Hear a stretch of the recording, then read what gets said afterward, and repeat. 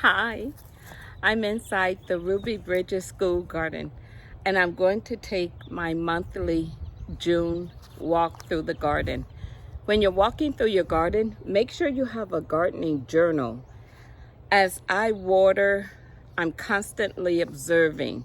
I'm looking for pests. I'm looking for any type of problem the plants may be experiencing. I'm looking at the leaves. Are the leaves starting to curl? What color are the leaves? So as you walk through your garden, have your gardening journal and take some notes. Also, you want to know what is in bloom in the month of June in your area.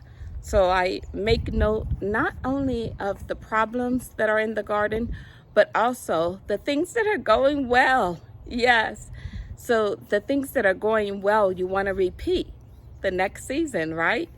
Okay, so go on this walking tour with me. Have your journal ready. Walk through your garden.